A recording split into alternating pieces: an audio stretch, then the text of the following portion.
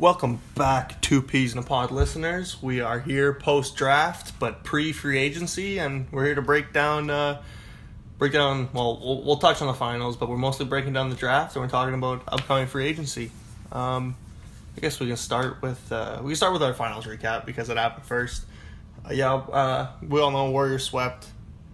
LeBron and his ragtag group of YMCA players just couldn't take a game, but I feel most of the people expected that before the series, and then especially after game one, I think all hope was lost after LeBron goes for 51 and they still lose, and breaks his hand without anybody knowing.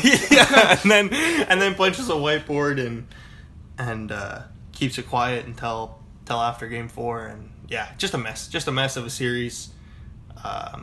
Not really much to say. The games were closer maybe than you'd expect, but 4-0's a sweep's a sweep, right?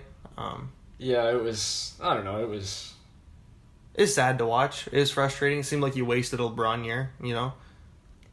It's funny how we think that him going to the finals is a wasted year, though, as well. Like everyone talks about, these finals losses are bad for him and stuff like that, but I don't know. Going to 8 straight finals is a pretty nice feather in the cap, I think, when you're talking about legacy and things like that. Yeah. I don't think the finals loss is like a big thing because I think that was expected no matter who made it to the finals against the Warriors, whatever. Yeah. I just because it was a question mark in the beginning of the playoffs, halfway through the year. Indiana took them to 7. Are the Cavs even going to be there? So you got to look at it that way too. The Warriors are the Warriors. They have 4 Hall of Famers. I mean, yeah, it was never close. It was never going to be close, and even if 3 guys on the Warriors were bad, they still had Kevin Durant. It was just like whatever. Exactly. I don't know.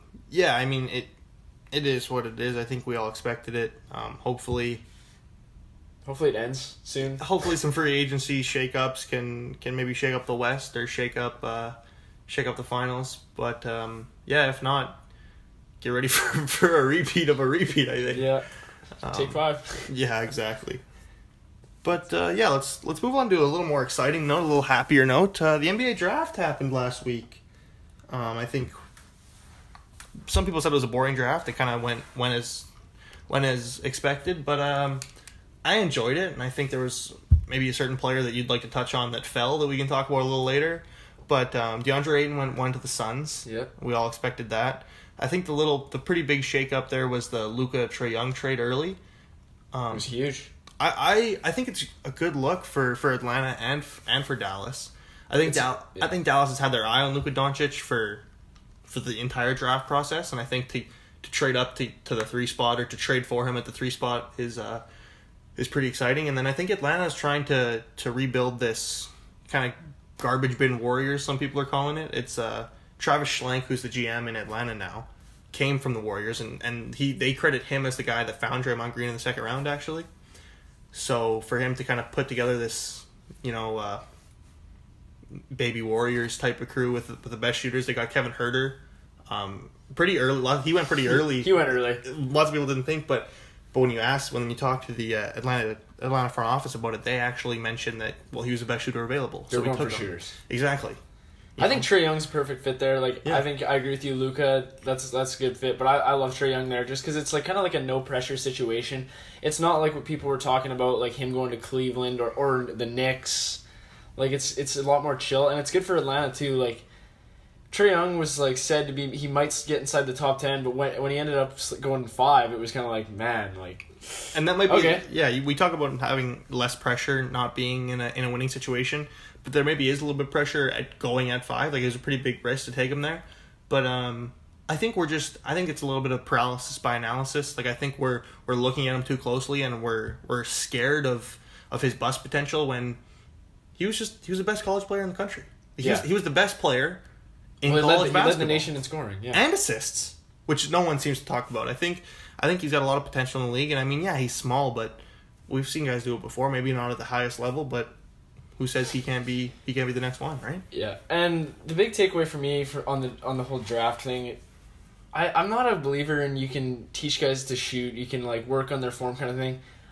For me personally, I prefer to draft guys that can flat out shoot it. That's a big thing for me. I completely disagree. If you look at a lot of players, a lot of the top 12 players in the league, Kawhi Leonard was a person that wasn't supposed to be able to shoot in the NBA. Jimmy Butler was a guy that really didn't have a shot when he worked in the NBA. Paul George was a guy that couldn't shoot when he came into the NBA. These are guys, when you take them for their length, you take them for their athleticism, you take them for their basketball IQ, you can add a shot when you have those coaches. I'm not saying it's not a nice luxury. I think Trae Young's he's an NBA ready shooter. So is Kevin Huerter. So is a few of these guys. I don't think you can be. I don't think you can't be taught to shoot. I'm just saying I prefer to draft shooters. Like, because I just look at like Lonzo Ball, Markelle Fultz, guys like that. Well, Fultz had a jump shot coming to the NBA, and then something, I don't know what, is in his head, or his trainer actually came out recently and said he has the yips, I guess they're saying he's fixed, but I haven't seen him shoot a basketball. The thing is, though, like, if you're a shooter in college, you're gonna be a shooter in the league, and it's a make or miss league. You gotta make shots. Sure. Yeah, I just don't think it's a quality that scouts would look for unless it's a primary quality, right? Like, I think it is for Trae Young, though. It is for Trae Young, and it is for Kevin Huerter, for sure. Like, you draft those guys because of their shooting ability, but I would not be afraid of a prospect because of lack of shooting ability, unless it's a Ben Simmons. Who I would have bit in today's NBA. I would if it's a player like maybe Ben Simmons, but we've seen him he just won Rookie of the Year last night, right? Like, a person that literally has not attempted to shoot, a person that literally has not taken a shot outside of 12 feet in 3 years, like, that's a bit of a problem for me. Like, Adrian Payne a few years ago coming out of Michigan State. Yeah, for sure. He'd never shot a three. Yeah, but for sure. But even if you drop down a few spots in the draft, like a couple guys that for sure have potential, and I'm a fan of both of them, but a couple guys that even worry me a bit would be like Sexton. Like, I would like to see him shooting at a better clip. He can shoot it, but he's not known to be a shooter. He's not a knockdown shooter at all. And even a guy like Kevin Knox, too, a little bit for New York. Like, I don't know. I think the upside's there for sure for both of them. Like, I'm a huge Sexton fan. I know you are, too. Yeah. But Knox was a bit of a surprise for New York. Like, guys like that, I'd like to see. Like, it's going to be interesting to see how that pans out. See, and those are the type of guys that I love that people would shy away from because they're not polished yet. Kevin Knox has just turned 19. I want to say 2 months ago, turned 19. Like, I'm older than Kevin Knox is. That blows my mind. So for me to think that I couldn't develop an NBA ready jump shot with the millions of dollars I have and all these coaches, I think they work it out. Maybe not with the Knicks, but depending on fit. And that's actually a good segue into just certain players. If we want to talk about fit, I think let's say our three guys that fit best with the team, and then we'll go our three worst fits. Okay, does this include first and second round? Anything you want. Okay. Yeah. You want to go first or me? Sure. I'll go. My best fits, I think Luka Doncic in Dallas is perfect. Okay. Super ideal. Dirk, the European big man, to help him out, bridge that gap between him and his teammates. I think with Dennis Smith Jr. in the backcourt, it can take some of the load off him. He's not going to have the ball 100% of the time. It's great. And then Rick Carlisle's a coach that won't let him slack off on defense. He'll have to develop that part of his game, which is probably the only part of his game that we can say is maybe not up to NBA ready, where the rest of his game definitely is. Yeah. I think another great fit, we talked about Trae Young a little bit, but I think the idea to give him the keys in his rookie year, some people might be afraid of, but there's no expectations for him in Atlanta. Atlanta's not supposed to be good this year. They probably are tanking for next year. They still have their picks. They're going to try and move Dennis Schroeder. They got, John Collins and Taurean Prince, like those lanky, rangy wing/bigs. And then you get Trae Young, Kevin Huerter, the shooters. Like, I think it's a great fit to give Trae Young the keys and say, let's see what you can do, kind of thing. And he's going to be able to figure it out, too. Like, for sure. There's no, like, it's, because I think Schroeder's gone, too. That's a topic for another day. But we'll see. Like, there's going to be no, you're not playing great. He's going to be out there no matter what. And then I don't want to steal your thunder. I was going to say Javon Carter, but I'll let you touch on that. Thank you. I think a great fit. Were you going to talk about Michael Porter Jr. too? Is that another one of yours? Yeah, that's one of mine too. Okay, well then my third one is Grayson. No, that's my last one. Those are my three. Okay, well we can both touch on Grayson Allen then. I think Grayson Allen in Utah. Okay, no, I got a different one. You can have all three of those. Okay. Robert Williams in Boston. I'm just that predictable. Yeah. Robert Williams in Boston. A steal, I think. Yeah, lots of upside. Lots of upside, some off-the-court issues. People don't know if he has the motor that you'd like out of a big man in the NBA. Those are usually pretty big red flags. But to pick him up in the late 20s, where Boston did, amazing, rangy. Like, he can run the floor. the athleticism. He can jump out of the gym. At center, I think that's a perfect guy to have a backup center for Al Horford. Kind of the exact opposite player Al Horford is, where Al Horford's kind of a non-athletic, smart, cerebral, good defender, low post technician, great playmaker, where Robert Williams is the opposite. He's going to run up and down the floor, get you quick transition buckets, throw down alley-oops tossed from anybody. He's a great juxtaposition from Al Horford. So I hope Baines moves on and he can take Baines minutes hopefully this year. Yeah. Baines has a ring. Yeah. Yeah, Baines has a ring, if you didn't know. Okay. So your 3 best fits. So my 3, we all know them. Yeah, sorry. So first of all, I'll go Utah, obviously Grayson Allen. I think if you're going to have a replacement, a cheap man's Gordon Hayward, we'll see what happens. I think it's a good fit even with Quinn Snyder too. And I like that whole, how Donovan Mitchell and him had that whole thing going in college where they had this their little beef, yeah. But now they're cool. I think that's just a good fit. I think he'll be a good pro off the bench, probably come in, he can shoot the ball well.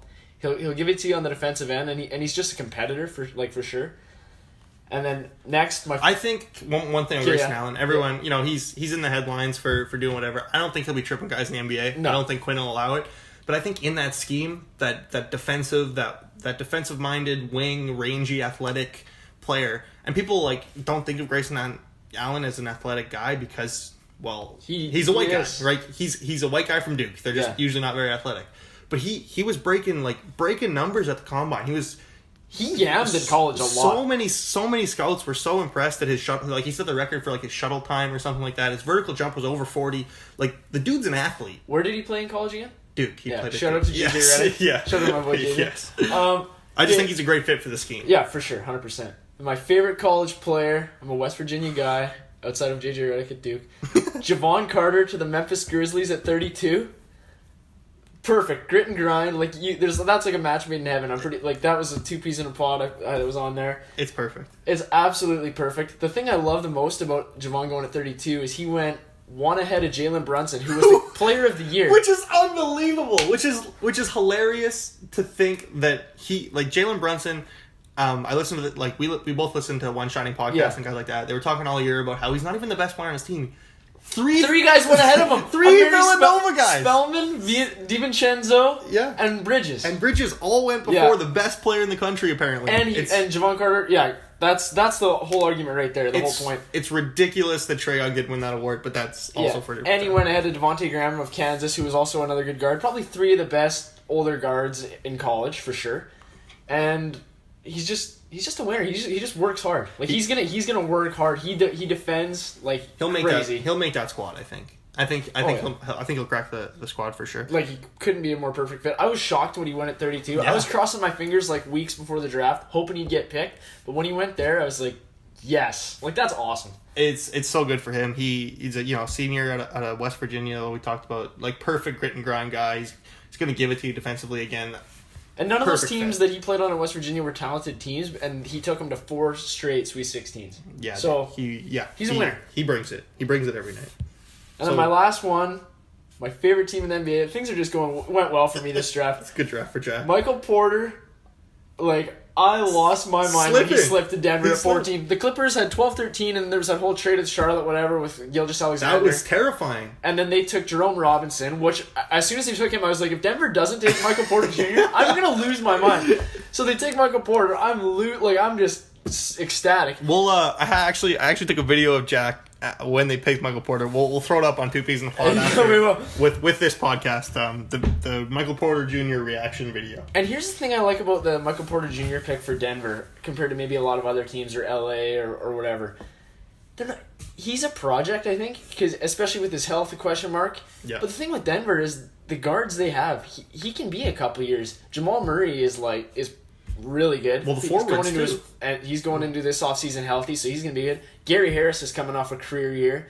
You got Malik Beasley, who I like a lot.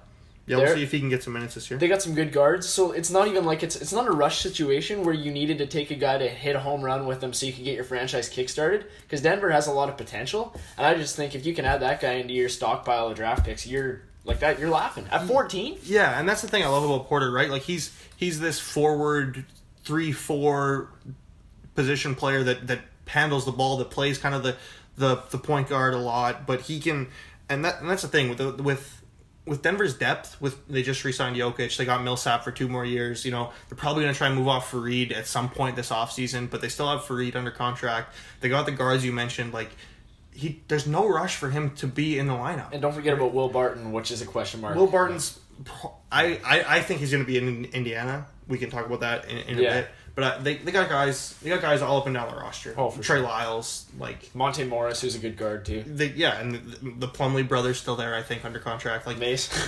they don't need Porter to be effective, right? Like I'd redshirt him a year. I wouldn't even play him. Well, yeah, I'm pretty sure I read the other day it's pretty much a done deal. He won't play year 1. That's fine. Like, that is fine. Yeah. To get a guy that was supposed to go number 1 before, like he was the second recruit out of high school. It was him and 8. It was him and Bagley actually. Were 1 and 2, and it was Porter, and then it was Bagley and Porter, and then throughout the whole high school year. So to get a guy with that much talent at 14, like you said, watching him fall, I was like, okay, the Knicks will definitely get him at 9, or I thought the Cavs would get him at 8. They both passed, and then the Clippers were supposed to be trading up for him. I was like, oh, the Clippers gonna fall into his lap. Then they made the trade up to the 10. 11 to the 11 position to get Shea Gilgeous-Alexander, and I was like, what are they doing? When the first 10-11 picks, I was like, okay, he's fallen. And then when the Clippers had back-to-back, I was like, they're going to take a guy and they're going to take him. When they didn't take him with their second pick, that was like the happiest moment of my life. I really like Robinson out of Boston College. Like, he's good, but they beat Duke this year. I didn't think he was going to be a first-round pick.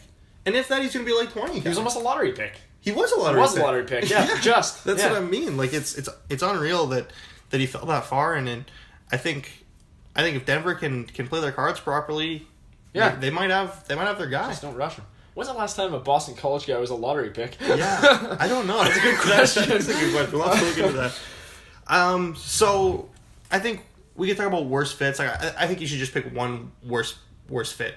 I'm gonna go first. Okay, I gotta think about it because I think you're gonna steal mine. But Mo Bamba to the Orlando Magic. Yeah, it's a waste. It's just bad. Dude. Mo Bamba would have been like one of my favorite prospects, but just the only team I didn't want him to go to was Orlando, because they did it with Jonathan Isaac last year. Yeah, but Atlanta wouldn't have been good either.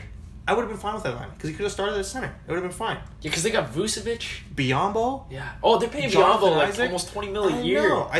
I hope they package Biombo in a Schroeder deal, hopefully something like that. But you got to clear out centers to get that guy minutes, and if the front office can't do that this year, I am going to be so upset. I forgot they had Jonathan Isaac from Florida too. Yeah, he's more of a small forward, power forward, he's like a 4 center thing, but like he's 7 feet tall. I could play him at the 5 if I felt. Hey, like.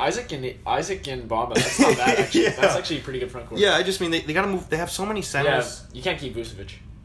Well, they're gonna keep him, but it just upset me. Like I just don't know where he fits into that system at all.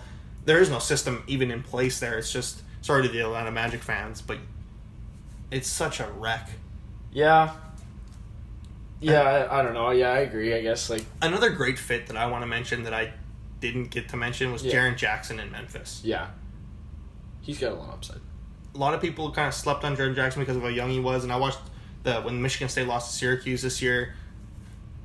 I was so upset. Just give him the ball. Like, just give this guy the ball, and they wouldn't find him. They wouldn't find him, and then I don't know. I hope it was a coaching decision and not like an alpha thing, because if he can be great in Memphis, I think he'd be a perfect complementary player to Marc Gasol. It's completely off script, but I just you love called Jaren it. Jackson. You called it like probably years ago, like at least a year ago, that Memphis is going to be a good team this year. Memphis, I said this, and I thought that they were going to slip, and I thought Doncic was going to fall to them. Yeah, but to get Jaren Jackson, I think is the second best fit for that team.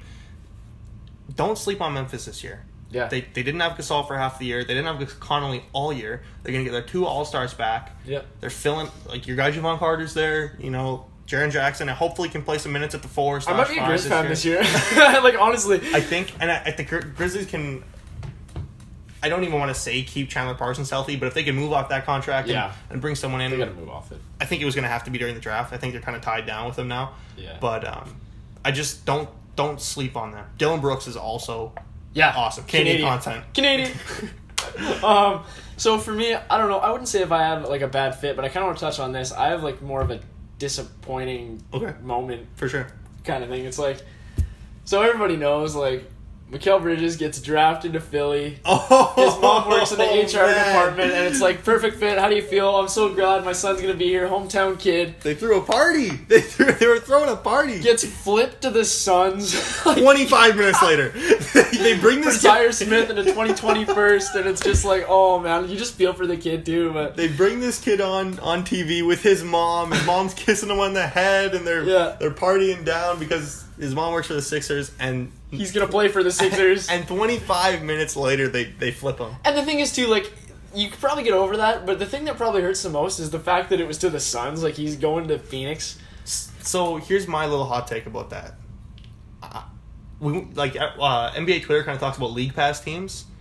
Yeah. Phoenix is one of my League Pass teams this year for sure. Yeah. They drafted a Colbo from France there, the point guard. 31 or something like that, or 30-ish. The first pick in the second round. Yeah. They said they're not re-signing Alfred Payton. They're not re-signing Alex Len. Yeah. Colbo's going to get to play some big minutes. Devin Booker, Josh Jackson, or Mikal Bridges probably playing the six-man role. Yeah. Then you get DeAndre Ayton, and then whatever four you want in there. Like people like Chris, people like Bender. You know, I say try and bring in a Derek Favors or someone to just play minutes there. But that young nucleus, if they can develop that properly and not develop too much of a losing culture, 4 or 5 years down the road. I think it's too late, though. Like, I know what you're saying, but... Too late for what? Like, a guy... Just to save, like, that culture, like, with a guy like Chris, and just... I don't know if I'm sold on that. Like, if that's even like, is it fixable? Booker scored 70 points. I think you got like, what would you say they have? A pool of like 6-7 guys, like young guys that are talented, kind of thing. I think you got to keep 2 or 3, and you got to move off the rest. I think you got to keep 4 of them. Really? And not Chris and not Bender. I think you move off those guys early. I think you got to get rid of Chris. I think they're bad. I just think they're bad.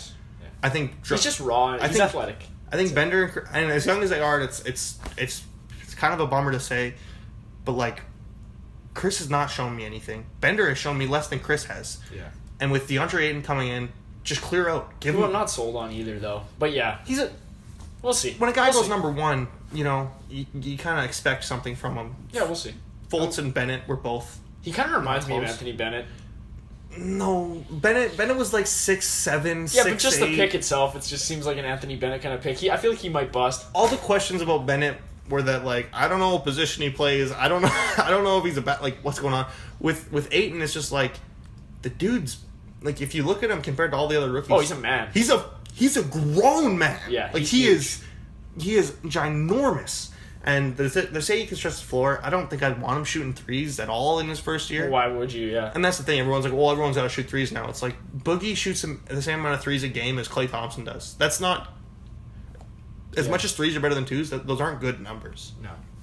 I think Ayton is going to be a force offensively and defensively with Mikal Bridges and Josh Jackson. I think hopefully that's enough. Like you get those wing defenders out there. I like Bridges in Phoenix. I do too. I just like him. I think a crunch time 5. Hopefully in 3 years. Let's say you got Okobo, Booker, Mikal Bridges, Josh Jackson, DeAndre Ayton. Yeah. In 3 years from now. I think you got to get a point guard in there that's not Okobo. Just see him. Just check him out. Check him out. No one knows who Okobo is. Though. I think he is though. Nobody talks about this, but so he played in the. They need Rondo. He played, yeah, maybe. Honestly, he played in the French Elite League last year. Yeah, and obviously I didn't watch any of his games. No, really? I don't think you don't watch the French Elite League in your spare time. Yeah, I don't think many people did. But the story I was looking up on him a little bit. I was interested in him because his last name's Okobo. I think it's pretty cool. But so in his championship game. He dropped 41 points against the Defensive Player of the Year in that league. In that league. That league's a top 5 league in the world, at least. Yeah. I don't think any bum can put up 41 in a championship game. No, you got to be a player to put up points. Yeah. I think give Okobo a chance. Yeah. Because if he works out that 5 that 5 I just listed. I'd like it. If I'm a Suns fan, I'm feeling good. That 5 in the East is fighting for a playoff spot, but that's nowhere near the playoffs in my mind. 3 years, that's fine. Accumulate some more draft picks as long as you're good by 2021. When you give up that pick for Mikal Bridges, like some people say that's a lot to give up, like especially because potentially in 2021. Because Tyre Smith has a lot of potential too, though. Yeah, he's a little undersized for me, but kind of like an Avery Bradley type. I think at his ceiling. But he's a better defender that I've heard. A good player. That's what I've heard. Than Avery Bradley. No, not than Avery Bradley. Than Bridges. But Bridges is solid though. Bridges is a good defender too. Yeah, he's younger, so I think he has more see people say he has more upside. I think Mikal Bridges better shooter. Yeah, I think Mikal Bridges fits the mold of the NBA a little better than Zaire Smith does. And for me, like, when it's a toss-up, I'd take the guy with the winning culture in college. I think that's more of a factor than people think. No, I think it was a great move for Philly, though, because it got this 2021 Miami pick. Yeah. Right? 2020. 2021. Oh, was it? The reason it was, yeah, and that's the big deal that everyone's talking about. Everyone's saying that's too much, is because in 2021, that's the first year potentially the high school players could be allowed back in the draft. Oh, okay. So there'll be twice as many prospects, and everyone's saying any pick. Like, that's why teams are really actually reluctant to be giving up the 2021 or 22 or 23 picks. Yeah. Because any of those years, high school players could be emerged back into the draft. But my thing is, like, and that's a Miami pick. Everyone's saying Miami's got no future and stuff. Here's a sneaky 2 peas in a pod inside scoop here.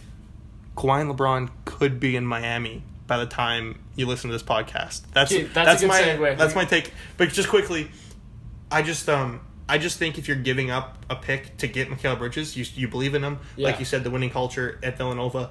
I just think he's going to be an essential part of that Suns team moving forward. And I don't think Miami's going to be bad in 2021. Yeah. I could look stupid, but I don't think anyone's going to go back and archive this and check. But I think it's a good move for both sides, because if you're Philly, you do get that draft pick that could be a lottery pick, and you get Zaire Smith, who's obviously your guy. I think it was a good move for both sides. Yeah. So let's touch on free agency for a bit, for like a sec. Sure. There's been a few things. Actually, just before we recorded this, I was listening to a thing. I don't know if you've heard or not, but there is a rumor floating around that LeBron James texted Kevin Durant. I saw something after this and report. I heard that from Stephen A. Smith. Stephen A. reported this morning that he texted KD and said, "Have you spoke to Magic yet?" Yeah. That was the report.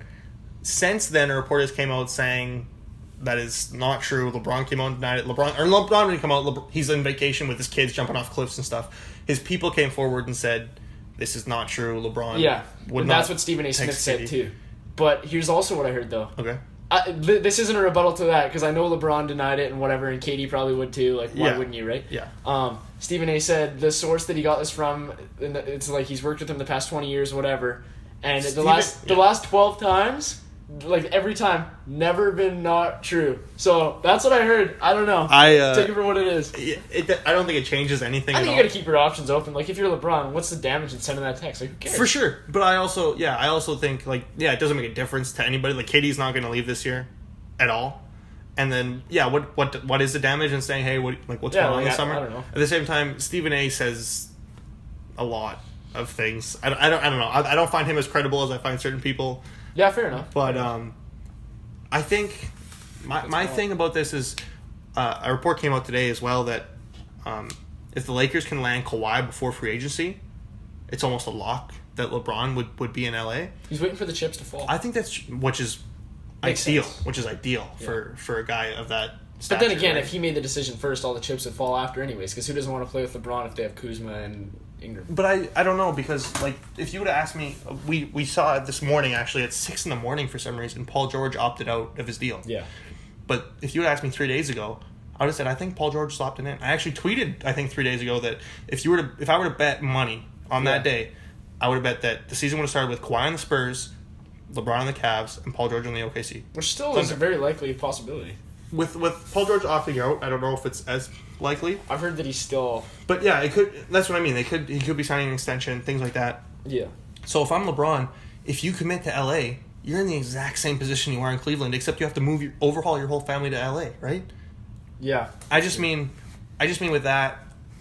Yeah, because I think you wait, right? And if Kawhi doesn't go, but the thing is though, if the end game, because I think we both agree, is this LeBron's final move? Do you think? I don't know. It's interesting to me. Let's say for like this purpose that it's his final move. Okay. It would make sense to go LA, even if you didn't have this year with one of those guys, because next year's a big free agent year anyways. I think it's a good business. It's good for his business. He's got houses there, whatever. His kids are down for it, kind of thing. Right? So that's an interesting thing I want to touch on too. That's all of the things you just mentioned is a reason I think he's going to stay in Cleveland one more year. I think he's going to sign. He's going to. We'll know by Friday. We'll know that's the opt in or opt out date. We'll know by Friday if he opts in or opts out. Probably opt out anyways. I think he'll opt out and then sign a 1-1 with Cleveland, because here's my thing: his son, who's going into grade 8. Okay. Yeah. Right? I don't like. I think because I think this is a bigger family decision than people talk about. Like than people sure. talk about. Everyone's been talking about LeBron's LeBron's always been talking about how his kids have a say in this. Whereas the last two decisions, going to Miami and then going back to Cleveland, his kids were too young to really have any say, right? So with this move, I think it makes more sense for a kid to move cities going into a high school rather than moving to a city in grade 8 kind of thing. My other point is, you talk about the free agency being a big year next year with Kawhi up, with Klay Thompson up, with Boogie up if he accepts a player option. Depending on what Paul George does with his contract, he's up again. A lot it's another big year. Yeah, I think LeBron signs a 1-1. Yeah, and then goes next year. Stays in Cleveland, and then says, "Yeah, like Kawhi, let's go sign here." But I also, what I was gonna say before is, any team that gets Kawhi at this point, I think, is astronomically leaps and bounds ahead of everyone for getting LeBron. Oh yeah, I think it's a perfect fit, LeBron and Kawhi together. I'm not gonna be surprised. I think he knows that. The Lakers are gonna trade for Kawhi. I'm fairly certain. The Lakers have an interesting package. They said they're offering Ingram and a first for Kawhi. That's not enough. And the Spurs, that's exactly what the Spurs said. It's not enough. They're going to have to throw in Kuzma. They're going to have to throw in Ball. And I don't think the Spurs are going to take the Dane contract. Yeah, but if you're the Lakers, sell the farm. Yeah. Give whatever San Antonio wants, give it to him. Who cares? I agree. Who cares? I think it'd be nice to keep a Kuzma. It'd be nice to keep one of the... But Kawhi's he's a transcendent talent. He's a top 3 player. Some people even say top 2 in the league, like ahead of Durant. For sure. So I'm selling the farm for him. Why wouldn't you? So I agree with you, but to play devil's advocate, he played 9 games last year and he didn't look good. We haven't seen him at that number, like that top 5, top 3 player. That's fair, but the Kawhi we know full calendar year. That's true. Yeah, that's fair. And I agree with you. But the other thing is, if you're the Lakers, we saw this in 2007 with the Nuggets and the Knicks. Yeah. When Carmelo said, "I'm going to the Knicks next year. I'm just going." Yeah. So Denver said, "Hey, we'll trade him to you a year early," and they fleeced the Knicks. They got Ariza. They took this pile of draft picks and all these players, and they left the Knicks with pretty much nothing except Carmelo Anthony. Is that the risk you run if you're the Lakers this year? Why not wait a year and just sign him without giving up anything next year? I think so. That's just but the thing is, that's just the other side of the coin. The Lakers are championship favorites if they can get Kawhi and then LeBron signs. That's the thing. I don't think they're favorites, but they're finally like they're. It's pretty tough to say a team with Kawhi Leonard and LeBron James aren't finals favorites. Golden State's still the exact same team that were the last 2 years. But yeah, so anyway, that's close. So that's our Lakers. That's the Lakers package. Is they could sell the farm. I think if you're the Spurs though, you're talking about moving Kawhi east. I think there's 2 better packages than the Lakers can offer. Yeah. I think in Philly you can offer Fultz, the Miami 21 pick, Covington, and Saric. Yeah. For Leonard, who's gone next year, who you know he's gone. If you can get a package like that, I think that's huge. Or let's say Boston hasn't really been in talks with them. Boston's unlikely to make a Kawhi move, but the assets that they have, they got the Grizzlies pick. They're staying put though, I think. Jaylen Brown. I don't know if you can add Kawhi Leonard.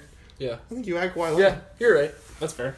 But I think if I'm a GM for Philly, who they don't have a GM, maybe I could be the GM for Philly, or if I'm Pelinka and Magic, I think I'm selling the farm for Kawhi, because you're besides Simmons and Embiid, you don't move those 2 guys, just for the record, but you sell everything you can for Kawhi Leonard because it increases your chances for LeBron, right? Yeah. It's all a big chess game. It's gonna be fun too. Yeah, it's gonna be a fun couple weeks for sure. I'm looking forward to it. The opt-in date tomorrow. Some Woj bombs are gonna drop. Woj bombs flying left and right.